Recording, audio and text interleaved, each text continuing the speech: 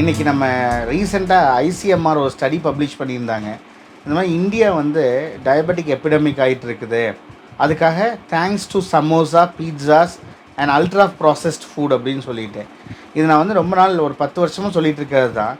இது என்ன அப்படின்னா, நம்ம எப்போ வந்து ஃபுட்டோட ப்ராசஸிங் வந்து ரொம்ப அதிகப்படுத்திட்டோமோ அப்போ வந்து நம்மளுக்கு வந்து நிறைய நோய்கள் வரக்கூடிய வாய்ப்பும் அதிகமாகிருச்சு. எஸ்பெஷலி நம்ம வந்து வெஸ்டர்ன் கண்ட்ரீஸை பார்த்துட்டு ரொம்ப அவங்களோட டெசர்ட்ஸு, பேஸ்ட்ரி, கேக்கு, அப்புறம் வந்து நிறைய வந்து colour ingredients, high sugar, white sugar வந்து பயங்கரமான ஒரு கில்லர் அப்படிங்கிறது உங்களுக்கு எல்லாத்துக்குமே தெரியும். பட் இப்போ நம்ம வெஸ்ட்டோட ப்ராடக்ட்ஸ் எல்லாம் எடுக்கும்போது எல்லாத்துலேயுமே சுகர், ஈஸ்ட்டு, மைதா இதெல்லாம் போடுற மாதிரி வருது. ஸோ இதெல்லாம் வந்து ஏன் வந்து ராங் அப்படின்னா, ஒன்ஸ் இன் அ வே சாப்பிட்லாம், அதுக்காக வந்து சாப்பிடவே கூடாதுங்கிறது யாராலையும் ஃபாலோ பண்ண முடியாது. ஒகேஷனுக்காக ஒரு தீபாவளி இல்லை பர்த்டே அந்த மாதிரி செலிப்ரேஷன்னா ஓகே.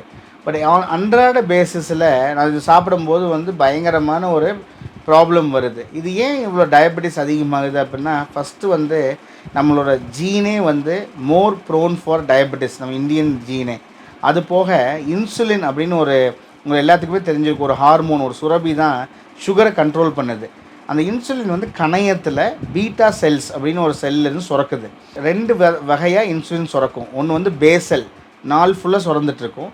இன்னொன்று வந்து போலஸ் அப்படிங்கிறது சாப்பிடும்போது நம்ம எவ்வளோ சாப்பிட்றோமோ மூளை வந்து சிக்னல் அனுப்பும், அதுக்கு ஏற்ற மாதிரி இன்சுலின் சுரக்கும். இது வந்து போலஸ். ஸோ நம்ம வந்து இப்போது ரொம்ப நேரம் சாப்பிடாமல் இருக்கோம், அப்போ வந்து இன்சுலின் வந்து டிப் ஆகிரும். திடீர்னு ஒரு பஃப்ஸ், ஒரு கேக், ஒரு கூல் ட்ரிங்க் சாப்பிடும்போது சுகர் வந்து அப்படியே ஒரு ஃபுல் ரஷ் ஆகிரும்.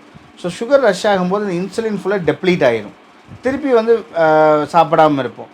திருப்பி அல்ட்ரா ப்ராசஸ்டோ இந்த பீக் இறங்கிறதுனால என்ன ஆகுது அப்படின்னா, இன்சுலின் ரெசிஸ்டன்ஸ் அப்படின்னு சொல்லிட்டு ஒரு கண்டிஷன் வந்துடுது. அது என்ன அப்படின்னா, இன்சுலின் சுரக்குது ஆனால் ஒழுங்காக வேலை செய்ய மாட்டேங்குது. ஸோ ஒழுங்காக வேலை செய்யாத போது என்ன பண்ணும், இன்சுலின் லைக் க்ரோத் ஃபேக்டர்னு ஒரு ரிசப்டார் இருக்குது. அந்த ரிசப்டார் மேலே இந்த இன்சுலின் போய் படியும் போது கொழுப்பு படிய ஆரம்பிச்சிடுது. உள்ள இன்டர்னல் ஆர்கன்ஸ், அதாவது வந்து லிவரில் கொழுப்பு படிகிறது, அதான் வந்து மோஸ்ட் இம்பார்ட்டன்ட். அது வந்து மெட்டபாலிக் சிண்ட்ரோம்னு கூட சொல்லுவோம்.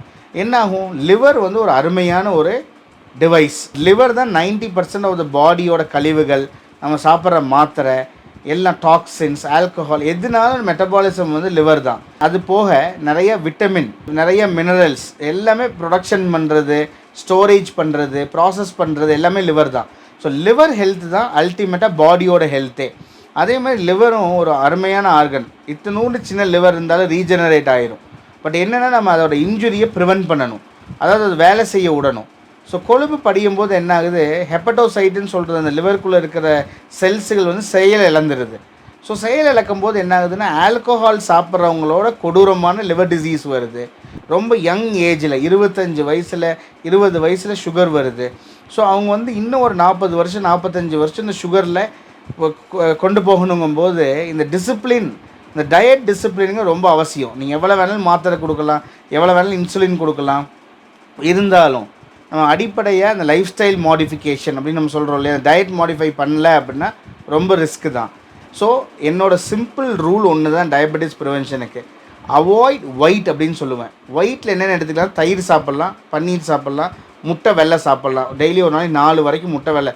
மித்த எல்லா ஒயிட்டும், white rice, sugar, salt, oil, maida, starch, நிலத்துக்கு அடியில் விளையிற வெஜிடபிள்ஸ், கிழங்கு வகைகள், இதெல்லாம் வந்து அவாய்ட் பண்ணும்போது நம்மளுக்கு 100% டயபெட்டிஸ் ப்ரிவென்ட் பண்ணலினாலும் தள்ளி போட முடியும். இப்போ நீங்கள் ஒரு டயபெட்டோஜெனிக்காக இருக்கீங்க, ஃபேமிலி ஹிஸ்ட்ரி இருக்குன்னா தள்ளி போட முடியும். அது போக ஒரு டிசிப்ளினாக ஒரு 45 மினிட்ஸ் வாக் பண்ணிடுறது. ஸோ நம்ம இந்த எபிடமிக் ஆகிடுச்சு, எபிடமிக்கை நம்ம பேண்டமிக்காக மாற்றிடக்கூடாது. ஸோ எபிடமிக் லெவலில் இதை வந்து நம்ம கடைப்பிடிச்சிட்டோம் அப்படின்னா டெஃபினட்டாக நம்ம வந்து டயபெட்டிஸை ப்ரிவென்ட் பண்ணலாம். தேங்க்யூ.